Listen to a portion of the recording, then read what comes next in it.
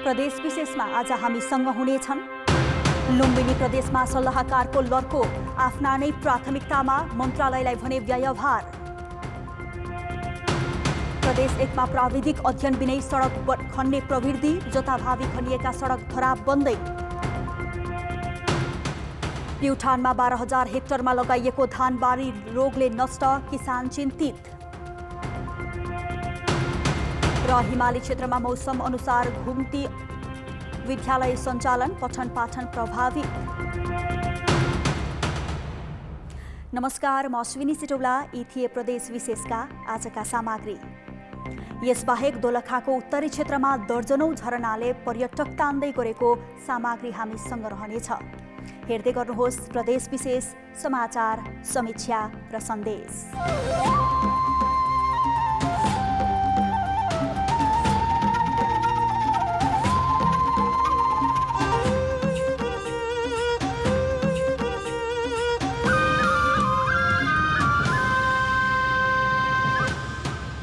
प्रदेश विशेष presented by Asian Paints। सुरुमा प्रदेश संक्षेप।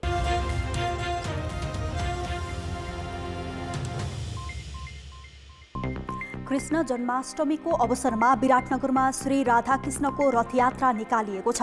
विराटनगरको 3 पैनी स्थित श्री राधाकृष्ण मन्दिरबाट निकालिएको रथयात्रा बजार परिक्रमामा गराएर राधाकृष्ण मन्दिरमा ल्याइएको हो। विराटनगरमा 1988 सालदेखि राधाकृष्ण रथयात्रा निकालिँदै आएको छ। कोरोना महामारीका बीच 2077 र 2078 सालमा श्री राधाकृष्णको युगल जोडीको मूर्ति सहितको खटलाई गाडीमा राखेर नगर परिक्रमा गरिएको थियो। रथयात्रामा छिमेकी भारतबाट समेत भक्तजन आउने गरेका छन्। रथको डोरी तान्नाले मनोआकांक्षा पूरा हुने र पुण्य प्राप्त हुने जनविश्वास छ। यस्तै प्युठानका सदरमुकाम खलङ्गामा नेवार समुदायले कृष्ण जात्रा निकालेका छन्। भजन कीर्तन गर्दै जात्रा निकाल्ने चलन रहेको छ। पूर्व पश्चिम राजमार्ग अन्तर्गत बुटवल नारायणगढ सडक खण्ड विस्तारको काम रोकिएको छ। निर्धारित समयमा काम नसकिँदा बुटवल नारायणगढ खण्डको 114 किलोमिटर सडक विस्तारको काम रोकिएको हो। सडक विस्तारको म्याद साउन 22 गते सकिए पनि अहिलेसम्म म्याद थप भएको छैन। चाइना स्टेट कर्पोरेसन कम्पनीले 40 महिना अगाडि थालेको सडक विस्तारको काम 18% मात्र सकिएको छ।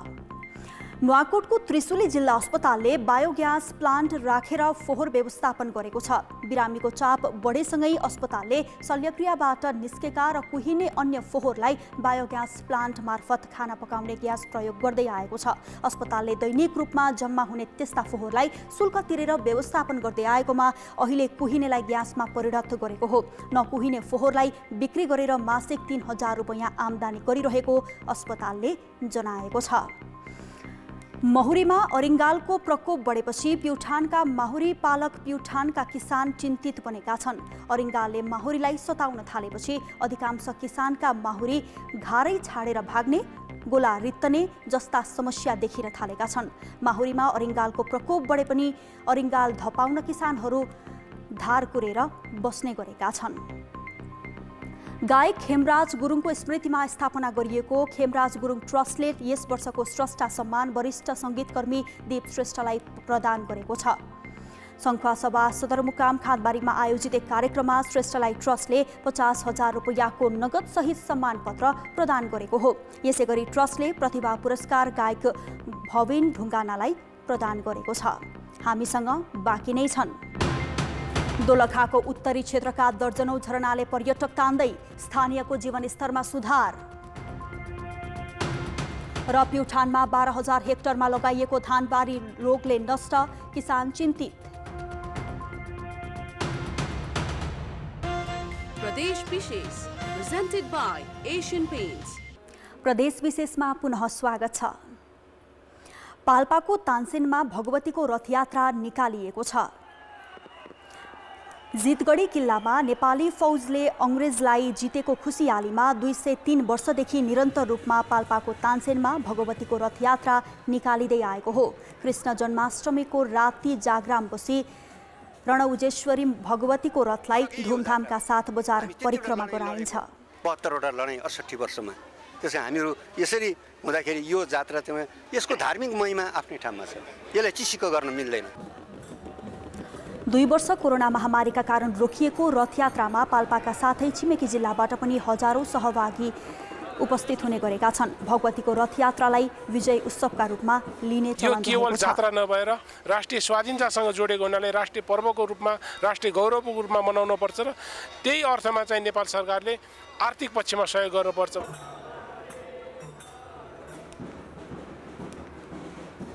माथिल्लो पदमा पुगेपछि सल्लाहकार राख्ने सुविधा कानुनले नै दिएको हुन्छ। स्थानीय सरकार सञ्चालन ऐनले पनि प्रदेश मुख्यमन्त्रीलाई सल्लाहकार राख्ने सुविधा दिएको छ। तर सल्लाहकार कति राख्ने र सचिवालय कत्रो बनाउने भन्ने स्पष्ट व्यवस्था ऐनमा नहुँदा लुम्बिनी प्रदेश सरकारले मुख्यमन्त्रीका सल्लाहकार र मन्त्रीहरूको सचिवालयका सदस्य थपेको थपै छ। लुम्बिनी प्रदेशमा एमालेबाट दाङ निर्वाचन क्षेत्र नम्बर 2 खबाट निर्वाचित अमरबहादुर डागी छेत्रीले 2078 साल वैशाख 22 मा राजीनामा दिए। उनको राजीनामा पछि नै 5 दलीय गठबन्धन बनाएर माओवादी केन्द्रका कुलप्रसाद केसी मुख्यमन्त्री बन्न सफल भए। त्यसको गुण तिर्न मुख्यमन्त्री केसीले डागीलाई प्रमुख राजनीतिक सल्लाहकार बनाएका छन्। उनलाई मासिक 80,840 रुपैयाँ सेवा सुविधा दिइएको छ। मुख्यमन्त्री केसीले छोरी मानवीलाई दोभाषे बनाएका छन्। गिरिया जिल्ला रोल्पाका रमेश बहादुर ओली छेत्रीलाई जनसम्पर्क सल्लाहकार बनाएर मासिक 64,800 रुपैयाँ दिएका छन्। प्रमुख राजनीतिक सल्लाहकार जनसम्पर्क सल्लाहकारका नाममा 1 जना कम्प्युटर अपरेटर, कार्यालय सहयोगी र हलुका सवारी चालक पनि नियुक्त गरिएको छ।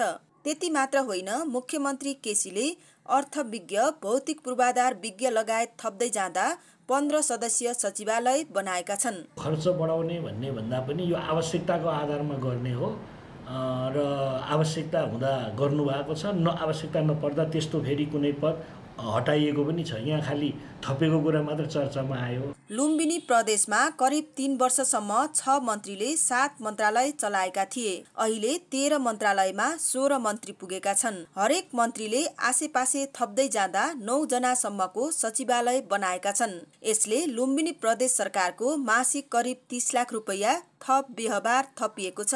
यद्यपि सरकारी अधिकारीहरू आवश्यकता अनुसार सचिवालयको व्यवस्था गरिएको तर्क गर्छन्। कुनै पनि कुराहरू विज्ञता बिना हुन्न।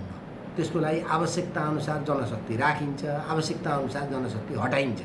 कसैले इच्छा लाएर, रहर लाएर कसैलाई जागिर खुवाउनको लागि जनशक्ति भर्ना गर्ने कसैले पनि गर्दैन। सरकारले खर्च नियन्त्रण गर्ने भन्दै आएको छ, तर भने अनुसार काम गर्न सकेको छैन।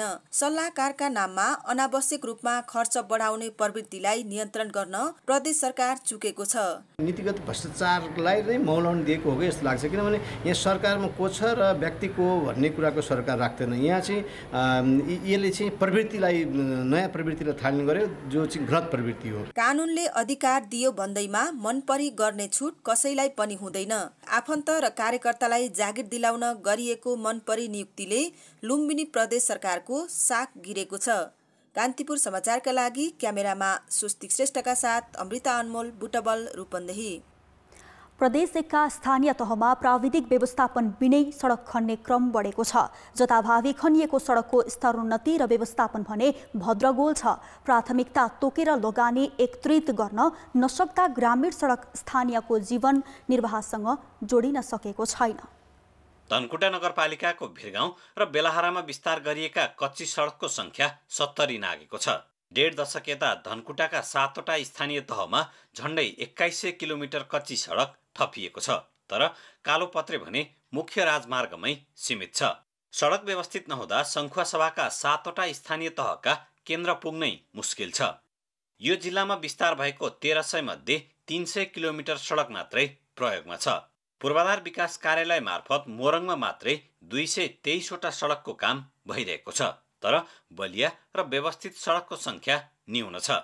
एउटा रोड अथवा 2टा रोड पक्की पारे दीर्घकालीन रूपले विकासलाई पनि अथोरिटी हुन्थ्यो र विकासमा पनि अगाडि बढ्न सकिन्थ्यो। दरा बलिया हुन्थे। कहिले पनि हाम्रो उत्पादित चिजहरू चाहिँ बजारमा सहज ढङ्गले अवतरण गराउन सकिन्थ्यो। त्यो कुनै थिएन, दुःख बढी हुने थिएन। अहिले विस्तार गरिएका कच्ची सडक व्यवस्थित गर्न प्रति किलोमिटर 4 करोड रुपैयाँ खर्च हुने प्राविधिक बताउँछन्। त्यसो गर्ने आर्थिक हैसियत स्थानीय तहसँग छैन। 5 वर्षभित्र मुख्य राजमार्गबाट सबै गाउँ र नगरका केन्द्र जोड्ने सडक कालोपत्रे गरिसक्ने सङ्घीय सरकारको नीति प्रदेश 1 का जिल्लामा कार्यान्वयन भएको छैन। ट्र्याक ओपनिङको कामलाई बन्द गर्ने र आगामी दिनमा चाहिँ यी बाटाहरू मध्ये प्राथमिकता क्रममा परेका 1, 2, 3 यिनलाई चाहिँ अलवेदा रोड बनाएर जाने भन्ने खालको नगरपालिकाको पोलिसी रहेको छ र त्यही अन्तर्गत हामी लाग्नलाई प्रयत्न गरिरहेका छौँ। 2052 सालपछि तत्कालीन जिल्ला विकास समिति र गाविसले सुरु गरेको कच्ची सडक विस्तारको क्रम स्थानीय तह कार्यान्वयनमा आएपछि झनै बढेको छ। जनप्रतिनिधिको ध्यान प्राथमिकता तोकेर बलिया सडक बनाउने भन्दा कार्यकर्ता खुसी पार्नमै केन्द्रित छ। सबै वडा अध्यक्षज्यूहरूलाई, वडा सदस्यज्यूहरूलाई जो हुनुहुन्छ जनप्रतिनिधि सबैलाई चाहिँ अब भागबन्दा मिलाउनै पर्यो। त्यही भागबन्दा मिलाउने क्रममा चाहिँ नि यस्तो सडकहरू चाहिँ निर्माण हुन गएको। प्राविधिक व्यवस्थापन बिना खनिएका सडकको मर्मत सम्भार र स्तरोन्नतिमा वर्षेनी हुने खर्च रोकेर निश्चित संख्याका प्राथमिकता प्राप्त सडकमा लगानी गरी व्यवस्थित गर्न सके मात्रै सडक उपभोक्ताको दैनिकीसँग जोडिन सक्छ। कान्तिपुर समाचारका लागि सङ्खुवा सभाबाट दिपेन्द्र साक्य, मोरङबाट सुशीला पाठक र विनोद घिमिरे, धनकुटा। दुःख गरेपछि त्यसको प्रतिफलको आशा सबैलाई हुन्छ, तर जेठ महिनामा धान रोपाई गरेका प्युठानका किसानको आशा यतिखेर निराशामा परिणत भएको छ। पसाउने बेला धान बालीमा रोग लागेर पुरै धान खेत नै सखाप बनेपछि उनीहरू चिन्तित छन्। पसाउने बेलाको धान टुक्रिँदै र खिहिँदै रोपाई गर्दाको भन्दा सानो भएर सुकेको छ, जबकि यो बेला धान पसाउने समय हो। तर प्युठानका फाँटोहरूमा लगाएको धानमा टुप्पाबाट सुक्दै जाने, जरा कोहिने जस्ता समस्या देखिएका छन्, जसले किसानलाई भोग्न तिर्खा बनाएको छ। उँधो हुन्छ, अब पसौला भन्नेलाई पसाउन्न, त्यत्रो 40 मोरी फोल्ने 5 पाती पनि नआउने जस्तो छ। खेतमा पानी हाल्न आउन मन लाग्दैन, हरेस खान्छ खेत देख्दा। हेर्नुहोस्, प्युठानको करिब 1200 हेक्टर बढी क्षेत्रफलमा लगाएको धान खेतमा यस्तो प्रकारको रोग देखा परेको छ। यसबाहेक खेतमा रातो गडेउला, खैरो थोप्ने रोग, फेद कुहिने, जिङ्कको कमी जस्ता समस्या पनि देखिएका छन्, जसले धानको माथि टुप्पाबाट सुक्दै जाने र धान नै नष्ट हुने अवस्थामा पुगेको छ। ठूलो क्षेत्रफलमा किसानले लगाएको धान बालीमा रोगले क्षति पुर्याउन थालेपछि केही दिन पहिले नेपाल कृषि अनुसन्धान परिषद नार्को टोलीले प्युठानको धान खेतीको निरीक्षण गरेको थियो। त्यस लगत्तै राष्ट्रिय धान बाली अनुसन्धान कार्यक्रम हरदिनाथ धनुषाले पनि प्युठानको फाँटमै पुगेर रोगका विषयमा अनुसन्धान गरेको छ। एउटा टोली चाहिँ नार्कोबाट केही दिन अगाडि, 2 दिन अगाडि पनि आउनुभयो र आइसकेपछि हामी मोटामोटी हेऱ्यौँ र केही समस्याहरू हामी आइडेन्टिफाई पनि गऱ्यौँ र थप अझै यसलाई चाहिँ आइडेन्टिफाई गर्नको लागि स्पेशल धान बालीमा काम गरिराखेका सरहरू जुन नेपालमा चाहिँ अहिले राष्ट्रिय चाहिँ धान बाली अनुसन्धान कार्यक्रम भनेर धनुषामा छ र उहाँबाट हामी चाहिँ वैज्ञानिकहरू पनि बोलाएका छौँ। रोगी बिउको प्रयोग गर्दा यस्तो समस्या देखिएको हुन सक्ने विज्ञको भनाइ छ। यसबाहेक किसानले प्रयोग गर्ने बिउको स्रोतका विषयमा किसान अनभिज्ञ हुनाले पनि धानमा रोग देखिएको हो। धानमा सेतो झिङ्गाको प्रकोप, पात डढ्ने जस्ता समस्या देखिएका छन्। पर्याप्त पानी नपर्दा सामान्य रोग देखिएको र किसानले त्यसैमा युरिया, पोटास जस्ता विषादीको प्रयोग गर्दा समस्या बढेको हो। हाम्रो ठम्याइमा अहिले देखिरहेको रोगमा चाहिँ ब्राउन स्पट र ब्याक्टेरियल ब्लाइट जस्तो समस्या र अर्को एउटा 2टा फिल्डमा हेर्दाखेरि सामान्य सेतो झिङ्गाको समस्या हामी देखिरहेका छौँ। पसाउने बेलामा धानमा देखिएको रोगले समयमै उपचार पाए यसबाट हुने क्षति कम गर्न सकिन्छ। त्यसैले यसतर्फ सबैले चासो दिन आवश्यक छ। कान्तिपुर समाचारका लागि शमशेर विक्रमजीसी, झिमरुक फाँट, प्युठान। प्रदेश विशेष presented by Asian Paints। प्रदेश विशेषमा पुनः स्वागत छ। विद्यालय भनेको निश्चित भवनमा पठन पाठन सहित शैक्षिक गतिविधि सञ्चालन गरिने ठाउँ हो, तर गोर्खाको हिमाली क्षेत्र स्यालामा रहेको लोहो प्रस्तावित मावि भने मौसम अनुसार घुम्ती विद्यालयको रूपमा सञ्चालन हुँदै आएको छ।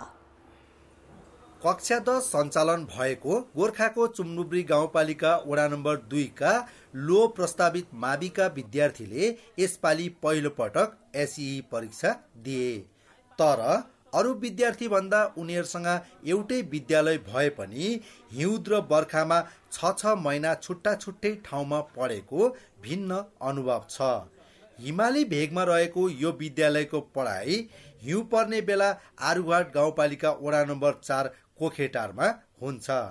माथि एकदम जाडो भएको कारणले अनि हिउँदा महिनामा 6 महिना यता पर्छ। आवासीय सुविधा सहितको यो विद्यालयको स्थायी थल हो चुम्नुब्री गाउँपालिका वडा नम्बर 2 स्यालामा बर्खामा र हिउँदमा आरुघाट गाउँपालिका वडा नम्बर 4 कोखेटारमा पढाइ हुन्छ।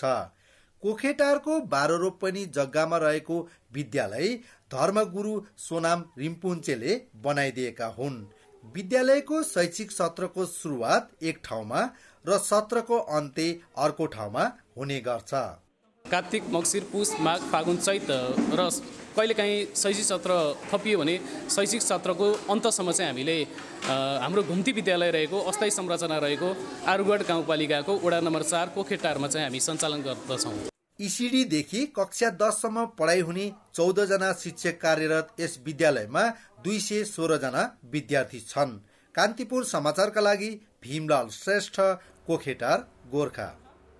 वर्षायामका बेला चारैतिर हरियाली छ। यही हरियालीमा पहाड रसाएर बनेका झरनाले थप सुन्दरता थपेको छ। दोलखाको उत्तरी क्षेत्र यतिखेर दर्जनौं झरनाले मनमोहक छ। सिंगटीदेखि लामाबगरसम्मको यात्रा र रेलवालिङ उपत्यका घुम्न हिँड्नेहरूका लागि यस्ता झरनाले थप रोमाञ्चक बनाउँछ। दोलखाको उत्तरी व्यापारिक केन्द्र सिंगटीबाट 4 किलोमिटर नजिकै रहेको भोर्ले झरना हो। यो झरना हेर्न आउनेहरू दैनिक बढिरहेका छन्। झरनाभित्रबाटै सवारी साधन गुडेको देख्दा अचम्म लाग्न सक्छ। यहाँबाट लामाबगर पुग्दासम्म दर्जनौं झरनाले यात्रा खुबै रमणीय हुन्छ। बाटैभरि अग्ला पहाडबाट झरेका कञ्चन पानीका झरनाले यात्रामा उत्साह थपिरहेको हुन्छ। जरीकोटदेखि लामबगर जाँदाखेरि बाटोभरि नै झरना छ। भोर्ले झरनादेखि लिएर यो छेचेत झरना अनि माउरेको झरना विभिन्न यस्ताहरू धेरै झरना। अहिले बर्खामा त झन् यो पहाडबाट प्रत्येक झर्ने पानी नै झरनाको स्वरूपमा आएको हुन्छ। गौरशङ्कर गाउँपालिका र बिगु गाउँपालिका भएर बगेको तामाकोशी वारिपारी धेरै साना ठुला झरना छन्। रोलवालिङ पदयात्रामा जाँदा सबैभन्दा ठुलो छ्योछ्योत झरना धेरै आकर्षक छ। यो भेगका कतिपय झरनाका नामाकरण भएका छन्, कतिपय बेनामका छन्। वर्षायाम मात्र होइन, यो क्षेत्र घुम्न हिउँदयाममा निस्कदा यी झरना बाटैभरि देखिन्छन्। मान्छे त अब यहाँदेखि लिएर अब काठमाडौँदेखि सबैजना आउँछ। छोरोल्पा जाने रुट पनि यही भएर पनि होला। यसलाई चाहिँ अब राम्रोसँग नयाँ नयाँ संरचनाहरू बनाउनु पाए, राम्रोहरू बनाउनु पाए झन् मान्छेको भिडभाड हुन्थ्यो होला। छ्योछ्योत झरनाबाट पैदल मार्ग हुँदै रोलवालिङ उपत्यकामा रहेको सबैभन्दा ठुलो हिमताल छोरोल्पा पुगिन्छ। सडक यात्रा गरेर लामाबगरमा रहेको स्वदेशी लगानीको माथिल्लो तामाकोशी जलविद्युत आयोजनाको बाँधस्थल पुगिन्छ। यहाँ पनि धेरै झरनाले स्वागत गरिरहेका हुन्छन्। वर्षायाम मात्र होइन, हिउँदमा पनि दोलखाको उत्तरी क्षेत्रको यात्रा गर्दा देखिने यी झरनामा पर्यटक आकर्षण गर्न सके स्थानीयको जीवनस्तर वृद्धि हुन सक्छ। कान्तिपुर समाचारका लागि केदार शिवाकोटी, दोलखा। प्रदेश विशेष अहिलेलाई सकियो। कान्तिपुर टेलिभिजन हेर्दै गर्नुहोला। नमस्ते।